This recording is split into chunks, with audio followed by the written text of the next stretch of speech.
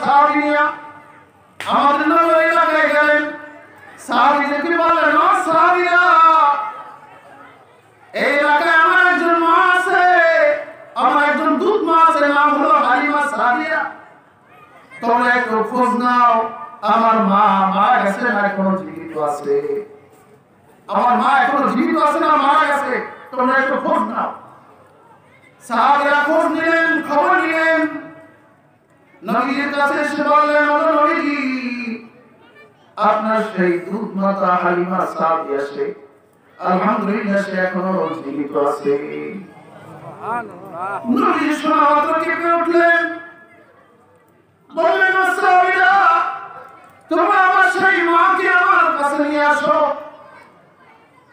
সাহাবীরা সে বনু সাদ থেকে হালিমা সাদিয়াকে নিয়ে আসলেন নবী নিজে রুমাল মুবারক যে রুমালের সামনে আল্লাহ কোরআন নাযিল করেছে আইয়ুহাল মুযাম্মিল ও রুমালওয়ালা ও চাদরওয়ালা নবী যে চাদরটা বিছাই দিয়েছে কার জন্য মায়ের জন্য হালিমা সাদিয়ার জন্য দুধ মায়ের জন্য চাদরটা বিছাই দিয়েছে নবী দাঁড়াই রইলেন নবী চোখের পানি ছেড়ে দিয়েছেন আজকে প্রায় 60 বছর হয়ে গেছে নবীজির বয়স 60 বছর বয়স এই সময় নবীজি ওই ছোট দুধ মায়ের কথা মনে পড়েছে নবীজি চোখের পানি ছেড়ে অপেক্ষা করতেছে তার মা আসছে সাথে সাথে নবীজি হালিমা সাদিয়া লাঠিতে ভর করে আসতেছে হালিমা সাদিয়া হাঁটতে পারে না লাঠি ভর দিয়ে বুঝ হয়ে আসতেছে নবীজি হালিমা সাদিয়ার হাত ধরে মা বলে চিৎকার দিয়ে হালিমা সাদিয়ার হাতে চুমু খেয়ে বললেন মা আপনি এখানে বসেন আমার এই মাথার উপরে নবুয়তের মাথার উপরে যে রুমাল ছিল সেই রুমালের উপর মা আপনি তসবি করেন বসে হালিমা সাদিয়া বসে এবার সাহাবীদেরকে বললেন সাহাবীরা তোমরা এক পালা দুধ নিয়ে আসো সাহাবীরা দুধ নিয়ে আসলো বলল যে দুধের ভিতরে কিছু খাজুর দিয়ে দাও খাজুর ছেড়ে দাও দুধের ভিতরে খাজুর ছেড়ে দাও হলো নবী পাশে বসে বলতেছেন মা মা আপনি এই খাবার খান একটু দুধ খান আমার কাছে বসে খাবার একটু দেখি আমার গর্ভধারিণী মা কি করে পাবো না আপনার দুধ পান করেছিলাম প্রায় 6 বছর আপনার দুধ পান করেছি সেই মা আপনি আমার কাছে বসে আপনি একটু পান করেন হালিমা সাদিয়া বলতেছে ও বেটা আগে তোমার কপালটা একটু আমার কাছে দাও আগে তোমার কপালে একটু চুমু খাই হালিমা সাদিয়া নবীজির কপালে চুমু খাইলেন এরপরে বসে দুধ পান করলেন হালিমা সাদিয়া বলতে করতেছে ও বেটা তোমার কি মনে আছে তুমি জানোনি তোমার মা সাইয়েদা আমিনা মক্কায় বসেছিল বিভিন্ন দুধ পান করানোর জন্য অনেক শিশু ছিল সবাই নিয়ে গেছে তোমাকে কেউ নেয় নাই আমি গেলাম তোমার ঘরে আমিনার ঘরে গেলাম যে নক করলাম দরজা খুলে দিল বললাম যে আমিনা তোমার ছেলে এতিম হওয়ার কারণে কেউ নাকি তাকে নেয় নাই হালিমা বললেন আমিনা বললেন না না এই কথা বলিও না বরং আমার ছেলে সবার কুলে যায় নাই তাই তারা নিতে পারে নাই হালিমা সাদিয়া বলতেছে ও আমিনা তোমার ছেলের চেহারাটা একটু খুলে দাও সাদা রুমাল দিয়ে ঢাকা মা আমিনা যখন চেহারা থেকে রুমালটা সরাই দিল তো রূহে জামান রঙে জামান আপনি বাহারা তো হুসনে সগুন শানে আদব জানে কসিদা तू साथ कोई आया है ना आएगा जहां में देता है गवाही है आलम का दरीदा দেখলাম এত সুন্দর চেহারা মনে হয় যেন সূর্যের আলো মনে হয় যেন 14 তারিখের চাঁদ হালিমা সাদিয়া বলতেছে আমি সাথে সাথে আমি দিয়েছিলাম। এরপর আমি তোমাকে দেখে আমার কলিজাটা জুড়ে গেছে। আমি মনে মনে ভাবতেছি আমার উট একেবারে দুর্বল, এই শিশু নেওয়ার জন্য যদি মক্কা লাল উট যদি থাকতে হবে কত ভালো হইতো। কে জানে আমাকে বললো, হালিমা তোমার উট দুর্বল চিন্তা করতেছো, তোমার উপর যে বরকত উঠতেছে সেই বরকতের শক্তির কথা চিন্তা করো। যখন আমি দুর্বল উটের উপরে মোহাম্মদকে বসাইলাম, উট এত দ্রুত গতিতে চলে আগে যারা গেছে তাদেরকে ওভারটেক করে গেছে। আমি যখন আমার ঘরে গেলাম, বাড়িতে গেলাম, বংশরাজে গেলাম, যাওয়ার পর আমার বাড়িতে যে ছাগলগুলি ছিল দুধ হইত না, এত দুধ দোয়ে সব পাত্র ভরে গেল। গ্রামের লোকেরা কয়, হালিমা তোমার পাত্র শেষ হয়ে যাবে, কিন্তু মোহাম্মদের বরকতে তোমার ছাগলের দুধ কি হবে না, শেষ হবে না। গল্প শোনাইতেছে, ও বেটা তোমার বোন ছিল সীমা, সে একদিন বায়না ধরছে, সীমা বায়না ধরছে, কয় মা আজকে মোহাম্মদ আমার ভাইয়াকে আমার সাথে দিতে হবে, ছাগল চড়াইতে যাবো, মরুভূমিতে ছাগল চড়াইতে যাবো, আজকে রোদ খুব বেশি। হালিমা সাদিয়া বলতেছে এই রোদের ভিতরে মোহাম্মদকে নিতে পারবে না। সীমা বলতেছে অবশ্যই নেব মোহাম্মদকে, আমি অবশ্যই নিয়ে যাব। হালিমা সাদিয়া বলতেছে কেন নিয়ে যাবা, রহস্যটা কি? বলো যে মা আমি ওই দিন বড় গরম ছিল, রৌদ্র ছিল, এই রৌদ্রের ভিতরে আমার ভাইকে নিয়ে যাবো, ছাগল চড়াইতে গিয়েছি। তখন দেখলাম মোহাম্মদ যেখানে বসে আকাশ থেকে মেঘ এসে তাকে ছায়া দিতেছে, ওই ছায়ার ভিতরে আমিও কি করলাম, ওই ছায়ার ভিতরে আরাম করলাম। দেখতেছি আজকে ছাগল এদিক সেদিকে দৌড়ায় না, আমাদের আশেপাশে ছাগল চাইতেছিল। এজন্য আজকেও খুব রৌদ্র আকাশে, তাই আমি মোহাম্মদকে সাথে নিয়ে যাব, কারণ মোহাম্মদকে নিয়ে গেলে আকাশের মেঘ এসে আমাদেরকে কি দেয়, ছায়া দেয়। হালিমা সাদিয়া গল্প শুনে কাকে? মুহাম্মদ সাল্লাল্লাহু আলাইহি ওয়াসাল্লাম 60 বছর বয়সে একজন দুধ মাতা কি ইজ্জত নবীজি করলেন। তাই নবীজি বলতেছেন রাগিমান ফুহু, রাগিমান ফুহু, রাগিমান ফুহু, তিনবার বললেন। ওই ব্যক্তি ধ্বংস হোক, ওই ব্যক্তি ধ্বংস হোক, ওই ব্যক্তি ধ্বংস হোক। সাহাবীরা বললেন ইয়া রাসূলুল্লাহ কার ধ্বংসের কথা আপনি বললেন? নবীজি বললেন আমি ওই সন্তানের কথা বলেছি যেই সন্তান তার বৃদ্ধ বাবা অথবা মাকে পেয়েছে, কিন্তু তাদের খেদমত করে জান্নাত লাভ করতে পারে নাই। আমি তার জন্য বদদোয়া করতেছি, সে ধ্বংস, সে ধ্বংস। ভাইরা আমার কোরআন বলতেছে মা অথবা বাবা যখন বয়স হয়ে যায়, অনেক বয়স হয়ে যায়, তখন তারা শিশু হয়ে যায়, শিশুর মতো হয়ে যায়, ঠিক না? আমরা যখন ছোট ছিলাম আমরা মাকে অনেক সময় আঘাত করেছি, মেরেছি, বাবাকে আঘাত করেছি, করছি কিনা? কিন্তু আমার বাবা কি বলেছেন বুঝে নাই, বুঝতে পারে নাই। মা বলে ছোট মানুষ বুঝতে পারে নাই, নাকি আমাদেরকে পাল্টা আঘাত করছে। ও যুবক, এখন তোমার শরীরে গরম গরম রক্ত, তোমার শরীরে শক্তি উচ্চারিত তোমার কাছে বরাবর মনে হয়। তোমার বাবা বৃদ্ধ হয়ে গেছে, তোমার মা বয়স্ক হয়ে গেছে, এখন তাদের কথা ভালো লাগে না, তাদের কথা সহ্য হয় না। কোরআন বলতেছে এখন তারা যা বলে তুমি ধৈর্য ধারণ করো।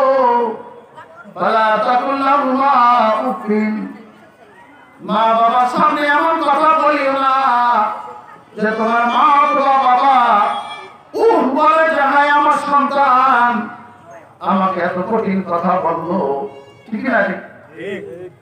কোরআন বলতেছে ফালা তানহারহুমা, তোমার বাবা বয়স হয়ে গেছে, মায়ের বয়স হয়ে গেছে, এখন একটু আহত আহত কথা বলে, বেশি কথা বলে এই কথার জবাবে তুমি কি করো না তাদের কাছে এরকম ঝাঁকুনি দিয়া কথা বলিও না। অকর রব্বির হামহুমা কামা রব্বায়ানি সগীরা। কে বলছে? কে শিখেছে এই কথা? আল্লাহ শিখেছে। তুমি তোমার বাবা মায়ের জন্য দোয়া করো, রব্বির হামহুমা কামা রব্বায়ানি সগীরা। কষ্ট হয় আপনাদের? কি বলে খবরদার, মা আর বাবা এটা হলো ঘরের জান্নাত। আল জান্নাতু তাতা আকদামিল উম্মাত, বলে যে তোমার মায়ের পায়ের নিচে হলো জান্নাত, মায়ের পায়ের নিচে হলো সন্তানের জান্নাত। কিন্তু বড় দুঃখ আর পরিতাপের বিষয়, আজকে ছেলেকে যখন বিবাহ করায় ছেলে মা আর বাবাকে চেনে না, সবসময় স্ত্রীর পরামর্শ নিয়েই চলে। বাজার থেকে ফল নিয়ে আসে, ফলের ব্যাগটা এসে কার কাছে দেয়? কার হাতে দেয়? বউর হাতে দেয়। দিয়ে বলে আমার আব্বারেও দিও, মায়েরও দিও। ও কন্যা, ও সন্তান, তোমার স্ত্রীর কাছে কেন দিলা? বাজার থেকে ব্যাগটাই না তোমার মায়ের হাতে দাও। তোমার মা তো অটোমেটিক তোমার স্ত্রী দেখে তার হাতে দেবে। ও সন্তান, তুমি তো ফল আইনা ভালো ভালো খাবার স্ত্রীর কাছে দিয়ে বলো আমার মাকে দিও, বাবাকে দিও। তুমি যাও দোকানে, তুমি যাও চাকরি করার জন্য, এদিকে তোমার স্ত্রী তোমার মাকে বাবাকে ফল দিল কি দিল না তুমি তো খবর রাখো নাই। তোমার স্ত্রী তো তোমার মাকে তোমার বাবাকে ঘরের কর্মচারী কাজের লোকের মতো মনে করে। আজকেও বুখারী শরীফের ভিতরে গেল কিয়ামতের আলামত হলান্তা আনতালিদাতিল মারআতু রাব্বাতাহা। কিয়ামতের আলামত হলো যখন সন্তান, যখন পুত্রবধূরা সন্তানেরা মা আর বাবাকে কাজের লোক মনে করবে। কর্মচারীর যেই দাম, ওই দাম কোন সন্তানের কাছে, পুত্রবধূর কাছে, শ্বশুর শাশুড়ির নাই। কি আপনার বেজার হইতেছে?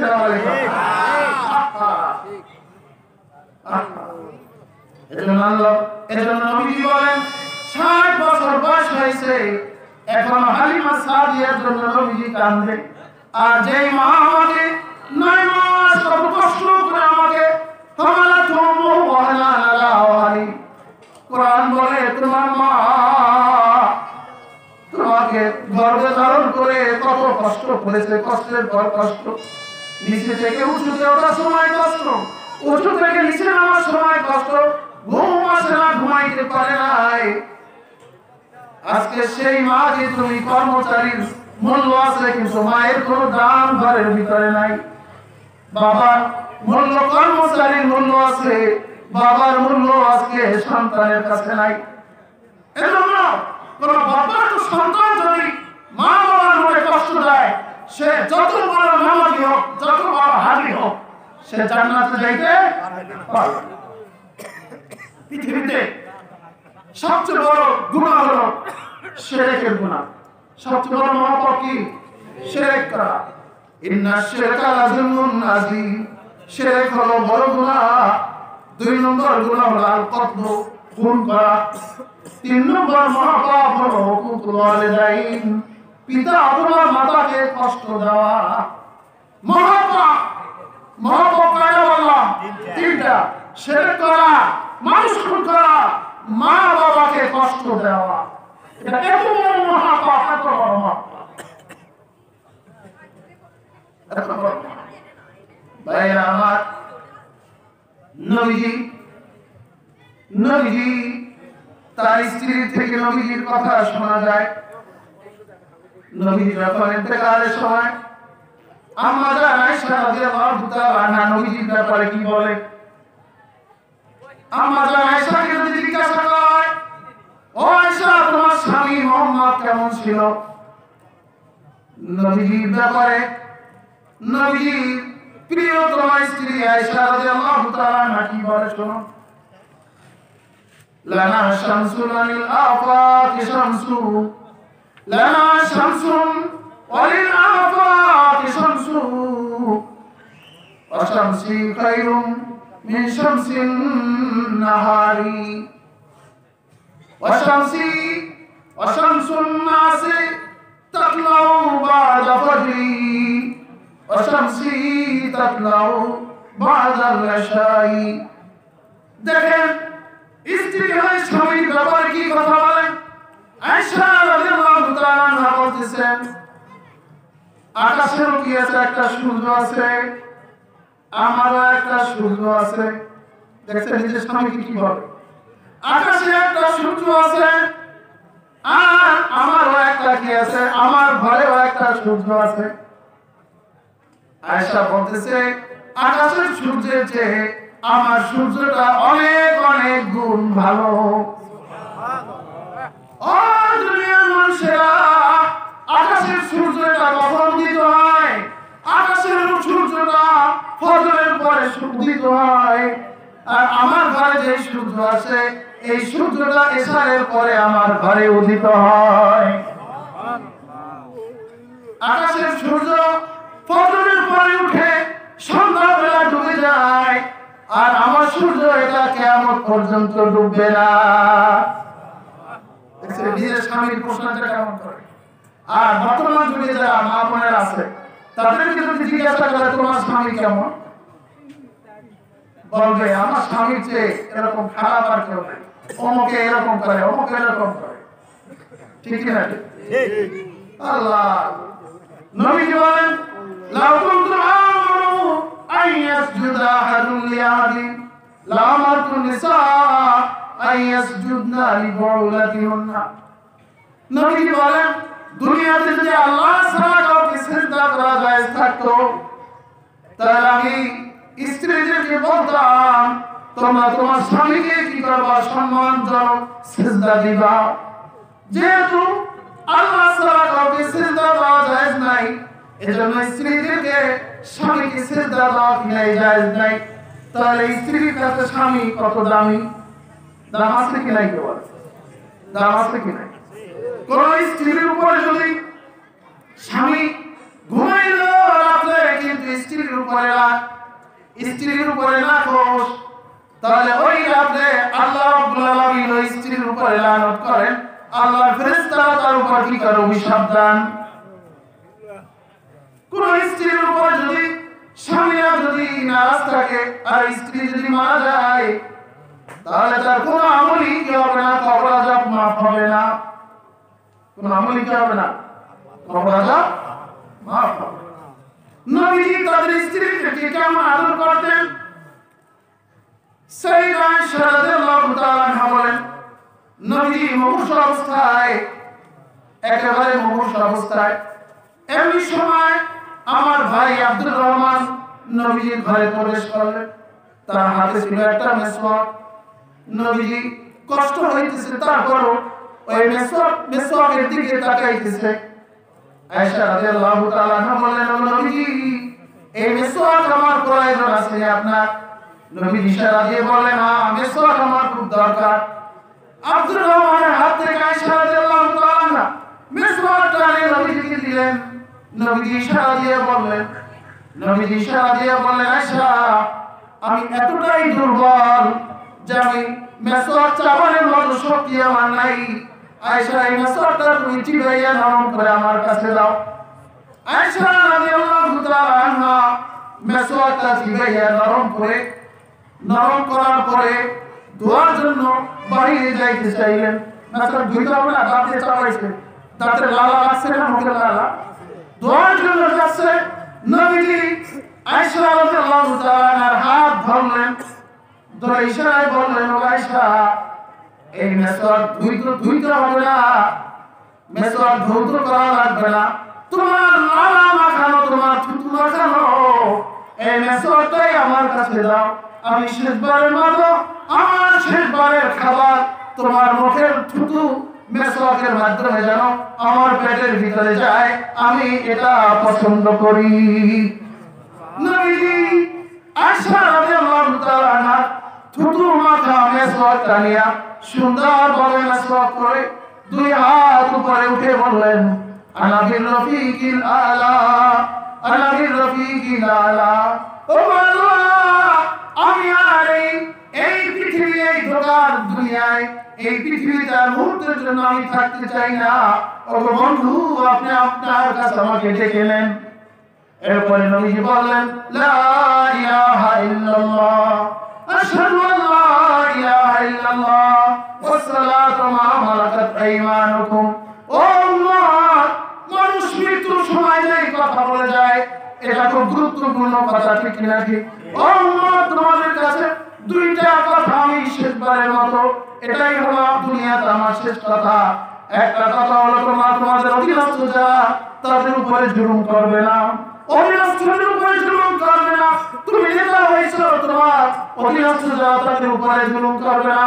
তুমি সংসারের মাতবার, তোমার অধীনস্থদের উপরে জুলুম করবে না। তুমি অফিসের মাতবার, তোমার অধীনস্থদের উপরে জুলুম করবে না। আসসালাত আসসালাত। ও মা, তোমাদের কাছে তোমরা যদি কবরের আযাব পাইতে চাও, কিয়ামতের কঠিন ময়দানে যেদিন আযাব 9 ইঞ্চি উপরে সূর্য থাকবে, সেদিন যদি তোমরা আমার হাতে পানি পান করে, হাউজে কাউসারের পানি পান করে তৃষ্ণা মিটাইতে চাও, তোমরা যদি আমার সুপারিশ পাইতে চাও, তাহলে তোমরা কি করো? তোমাদেরকে বলে যাচ্ছে আসসালাত আসসালাত। খবরদার খবরদার, নামাজ নামাজ, 5 ওয়াক্ত নামাজ কি করবা তোমরা? গুরুত্ব সহকারে ইমামের সাথে আদায় করবা। তাহলেই হাউজে কাউসারে তোমাদের সাথে আবার দেখা হবে। তাহলেই আমি সুপারিশ করে তোমাদেরকে আল্লাহর তৈরি জান্নাত আমি পৌঁছাই যেতে পারবো। আল্লাহ বলেছেন, কালাল মুমিনুন আল্লাযীনা হুম ফি সালাতিহিম খাশিউন। ওই মুমিনরা কামিয়াব যারা খুশু খুদুর সাথে কি করে? 5 ওয়াক্ত নামাজ পড়ে। আল্লাযীনা হুম আলা সালাতিহিম ইউহাফিজুন, যারা 5 ওয়াক্ত নামাজ গুরুত্ব সহকারে ইহতিমামের সাথে আদায় করবে। প্রতিদিন সবাই কি বলেন? 5 ওয়াক্ত নামাজ সবাই পড়ো না, কি বলেন? আল্লাহ সকলকে তৌফিক দান করুন। ভাই আমার, আমি যে কথাটা বলছিলাম, নবীজি তার স্ত্রীদেরকে কেমন মহব্বত করতেন চিন্তা করেন। নবী ইন্তেকালের সময় তার স্ত্রী, প্রিয়তমা স্ত্রী মুখের লালা, এটাই ছিল নবীজির শেষ খাবার, মুখের লালা। তাহলে নবী তাদের স্ত্রীদেরকে কত ভালোবাসতেন, কত ভালোবাসতেন। আমাদের দরকার আছে কি নাই, কি বলে? এটা স্বামীর হক আছে স্ত্রীর উপর, স্ত্রীর হক আছে স্বামীর উপর, আছে কি নাই? আর আমি একটা কথা বলছি, মা বাবার কথা বলছি। মা বাবা যাদের আছে, তারা মা বাবার খেদমত করে জান্নাত কামাই করবো। যাদের মা বাবা নাই, কবরে চলে গেছে, তাদের জন্য 5 ওয়াক্ত নামাজ পড়ে দোয়া করবো, রব্বিরহামহুমা কামা রাব্বায়ানি সগীরা, রব্বিরহামহুমা কামা রাব্বায়ানি